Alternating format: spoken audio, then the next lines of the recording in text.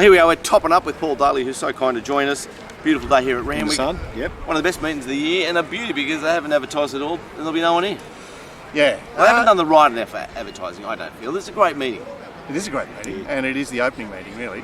As I mentioned yesterday on the preview, with no highway, we're into the serious stuff. And disappointing the scratchings, mate. In that 3-year-old race, yes, I expected those scratchings in the staying race because there's obvious correlation. Yeah, well, we were salivating about that race yesterday. 16 down to 7. Like, come on, how could there be 9 scratchings? What's wrong with people? I know, and even a late one, Dawn Passage, it's just it took the each way betting out of it too. Okay, so the weather is overcast, but it was threatening when I came in half an hour ago. It's looking a lot better now, but we could get a sprinkle through the day. I don't think that will mean much. The wind is likely to come from the south. Paul, what sort of track are you looking for here today? Well, the first 6 races from the chute, I'm thinking that they're going to have that tailwind down the side if this blows up. So yep. I think running line, maybe hard fence may not be ideal, but I still think just looking at evidence of other meetings that 1 to 3 lane is probably okay. And later in the day, as they sort of start for those 2 mile races and the 2,000 metre races, they start to get off the inside a bit. And they're running into the wind for the first half of the race as well. Exactly. So being inside, tucked away with cover probably won't be a bad thing. And if you're close enough to the pace, then you can still present. Okay. It's a bit tricky. Yeah, it is a bit. The 3 metre position is perhaps it's probably promising to be sort of fair in a sense. Yeah. Race 1, the mares, no action here. Obviously, a couple of interesting resumers. Paul, you taking a position here, or are you waiting? Waiting for Glenn's mounting yard, and the Seeker is my top pick, and I thought it trialled really well, and it was a good run first up last prep and whatnot. And I thought Seasons is second pick. Right. So you did. I just wanted to interrogate you about the bias on that program 3 weeks ago at RANDWICK. You marked as an on-pace bias. On-pace, yeah. So who do you, obviously that aided Spiritual Pursuit in that race, Resonant and Seasons, where do they sit in terms of how they were affected by the bias? Well, the Spiritual Pursuit was one of the benefactors. I'm saying that I've got today I've got a 30. Okay. Glenn, are you waiting for the yard? Waiting for the yard, keen to see for Seeker. But you're a little bit like you were a big for Seeker man last preparation, and now you're like, it's hateful to you, sort of. It's just like everything I do in life. I find nice horses when they're like 10 to 1 and they don't make the right amount of money and they come back great horses at 7 to 4. It just shits me. I mean, this horse runs second to the Inevitable. Inevitable in today at the Newmarket. It's like $8 in the Newmarket. Yep, what a great Newmarket it is. That's the hottest Group 1 you'll ever see. Here we are in the shitty first at RANDWICK. Maybe 7 to 4 for Seeker is a good price. Race 2, Farland's off the map here, into a shade of red. Blazer Trail also spec'd, so obviously Tagaloa has drifted. I'll be interested to get your thoughts here, Paul. Sydney v Melbourne here. Look, I've got Farland on top because I think it sets up a little bit better for this, and I think the Melbourne horse, whilst it was, I suppose did a tough setting 3 wide, but it was also up a hot speed, so I'm just worried it coming back to sort of an average pace today, what that's going to mean. And I see Map Maker's lead, it got it leading though. What do you think? Yeah, I think it can lead, it could.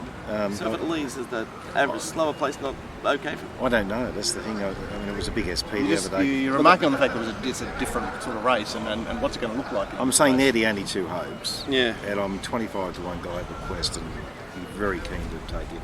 All right, so you're waiting, sorry. Could you back both of them? Well, I suppose...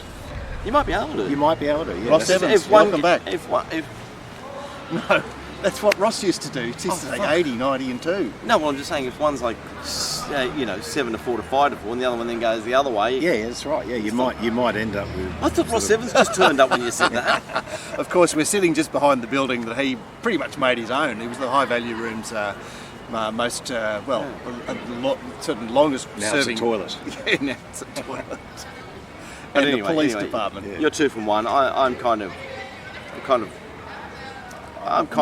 bounding up. They're both top comps. Yeah. Race 3, Selzerbilt's gone to the Black Opal, so but still we couldn't get any purchase on the market. It's pretty much as you were with the deduction.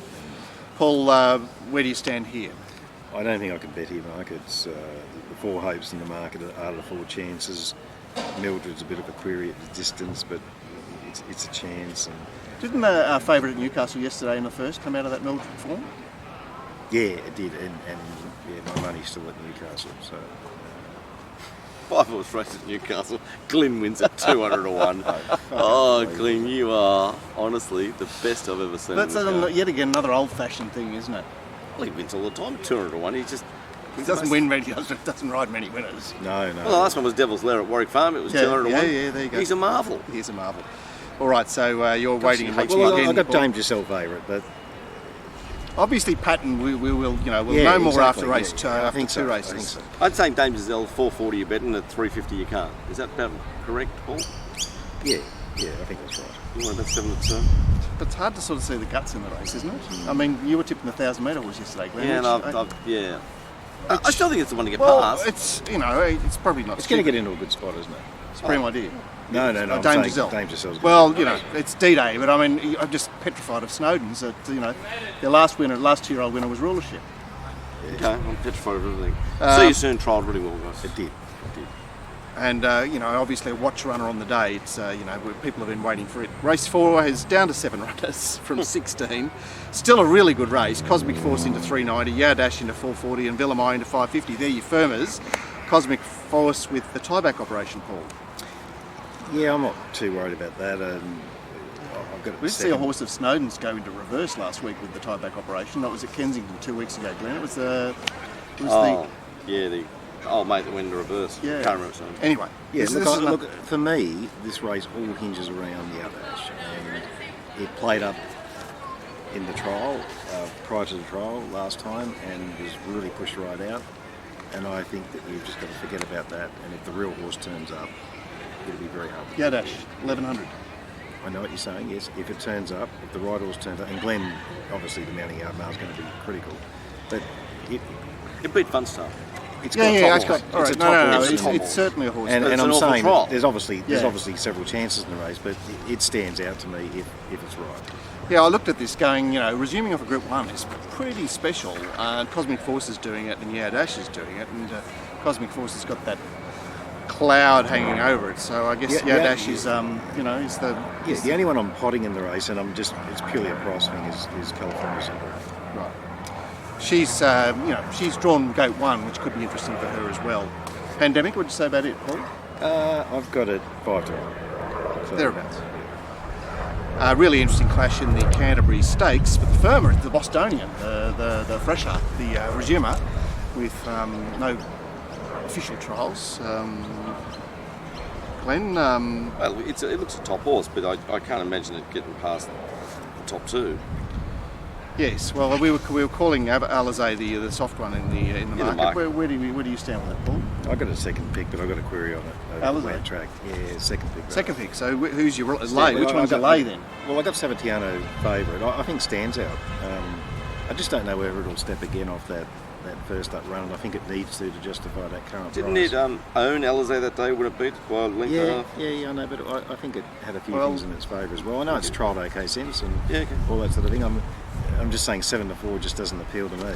Right. And Doesn't appeal to me either. The Bostonian, I can see why there's been some money for it. It does like a wet track, and I could have it shorter, and I could probably have it around the current market price. So Okay. once again, I mean, it's mounting up. Race 6, the Concord or the Challenge or whatever it's called. The Challenge. And Nature Strip is on the drift, as I thought might happen yesterday. It's out to 2:30, and it's Chinese Dentist. Deprive and Sandarana Lane are both trimmed up. Interesting map here, Paul. Yeah, look, it might have I've got it leading Nature Strip, and if the real horse turns up, it just wins. But you can't ignore that SP. But it might be in a bit of a sticky situation by this stage of the day, trying to lead And fend them off. I think that's why they back the Blouses. But can the Blouses win here or not? Yeah, I mean, Deprive, you can't pot it here, obviously, if it goes very well. And Red Zell, Zanarana Lane's probably the one I'm potting. I'm just saying at the 1,000 metres, it's not ready. All right, and Glenn, any fresh insight here? Yeah, I'm just getting keener and keener on Deprive, guys. I think go look at Deprive's trial, and as it runs past Savatiano, Hardheld, it's a great trial. Interesting, 6 goes the track, 6 wins. Trying to break into the upper echelon here, but he's got a setup that might really work for him. Okay, the main event is the Randwick Guineas. Warning, which Nigel, a good friend of the show, Nigel, made a strong case for on Thursday. I believe you've got some interest there as well, Paul? Well, why is this horse off the map? Well, I think Gord called it the best run in the lead-up as well. Was it though? Was it? I don't know. It's my best of the day. Right. And I'm on, so I can It's same with a good professional out there rang me yesterday. What about Warning? What the fucking hell are you all seeing? I've just gone nuts on this each way. I don't want to bag any horse that's like $8, $9 ever. It's going to be a lot more forward than maybe people think. Okay. And I wouldn't be surprised if they announce that at some stage.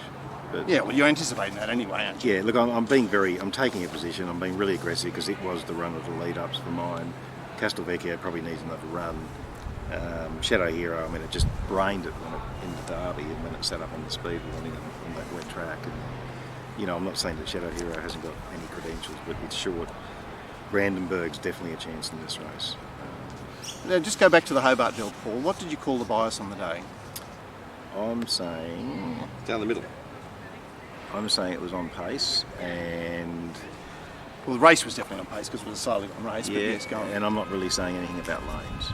Because there's horses with their wheels spinning on the inside there. Go back and watch the replay of Castelvecchio v Shadow Hero, and that's what Gord was talking about. You even earlier on the program, horses like Orothea, they're leading on the inside and their wheels are spinning. Microphone seemed to lead so comfortably, and then on the point of the turn, his wheels were spinning on the inside, and you see Castelvecchio further back on the rails, and his wheels were spinning as well. And it's only when he's able to get a few off the fence later in the race that no one hates Microphone more than me. I hate this horse, right?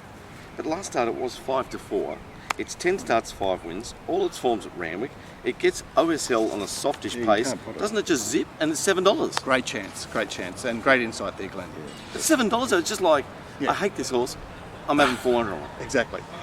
Race 8 and Shared Ambition found its way into even money after that's $2 after Margaret 2 elected to go to the Canberra Cup. Supernova, however, is the firmer in the race. He's into he's into $6. Resuming over 2,000 with the snip, I believe. Paul, what do you say about this race? Look, I've got Shared Ambition favourite, probably like everyone else. The thing that worries me a bit about it is that it can over-race and doesn't really want to settle, and that worries me a bit. The Chosen One's definitely got the credentials to win this, and Supernova was the horse that I thought would firm. Okay, all right. So you're a little bit wary of the favourite there.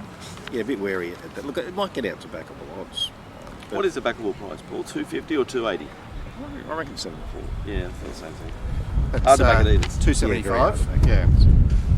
Me and Paul agree today. Anything else to add there, I Glenn? might win. GP. Anything else to add there? I think the favourite's the favourite, and I think it's the hardest to beat. And I can see myself now cheering Woogok into a place at about $6 a hole. I'm just going to keep sticking with Woogok, guys. It's a wet tracker, forms at Randwick. Last race is quite interesting because we've got a 3-year-old thrown in amongst the older mares with a 1,200 to 1,600 step up. No real action as far as the betting is concerned on this race. We might see more once some sort of pattern reveals itself. But Paul, where do you stand on this nightcap? I got Emeralds on top. I thought it was a really good run against the What horse was that? Emeralds. I thought it was a really good run against the pattern first up. And, I know it's been scratched once since then, but I'm not really too worried about that here. It's probably the only thing I could back at this stage. I bet you can have another pick. By the time I've finished and you listen to me, you're going to fucking back this. Well, look, you're not going to say Dan's, are you? I'm going to tell you when you're finished. Look, Savacool's not hopeless. I'm only going to give you a moral, which I hadn't found yesterday for the show because I was a bit lazy with the last race, and it came to me. You keep going. When you're finished, I'll tell you the moral. Well, So I'm going to make you back it. The one that I'm saying I'm really against that Yes. is Natoya. Okay. All Right, fresh up there. At $8, it just seems. We all do form. Do we all like box ticking? Do you like box ticking? Not really. Oh, you don't? No, I don't like filling out forms. Oh, I'm talking about when we're doing the form, you fucking idiot. No, I mean, for right. me, it's all about ratings and map and bias and what I think. And This is going to help. But yes, Herbie, spot and map. who? So you're keen already then? Oh, I'll bring up my map. Right, You've got us on 10. All right, punters, now listen to this because you've got to learn. Dum, dum, dum, dum, dum. Number 5, Aquavina. It's Kathy, who we know about Kath, to Jean Van, who's hotter than mustard. It's trained by Matthew Smith, who's absolutely flying. It's lightly raced. It's had 1 go in the slow for a win. It's had 2 goes in the heavy for a win and a second. It's had 40-day freshen up back to the distance that it wanted. It sits OSL against a weak leader and goes past it at the 200 and wins a race at $15. What an easy game. It is indeed, isn't it? I must say, Glenn, I did catch my eye when doing the form. It's it's all about. It's just going to be outside. Who's that leading that race? Dorothea. Dorothea, who's all busted up. There's Aqua, and there goes Jean Van. Each way, all day, my best bet of the day, and it's got a great chance. How easy is this? You going to back it now? Well, look, I'm going to make you fucking back it. I could say one. Yeah. All right, so that's the top-up show, and we've got some action there from the Glenster. Racing Rant is about really high quality content and entertaining content every day. We film 4 shows a week, and we've been filling in the gaps with podcasts. There's assessments from me. There's mounting yard from Glenn, and there's the chat room, the omniscient chat room. But most importantly, the first 2 weeks are free. That's right, so $29 a week, but the first 2 weeks are free. Come and have a look at us. You'd be mad not to, and we'd love to see you with us. Thanks again to Paul Daly from Ratings to Win for joining us. Thank you.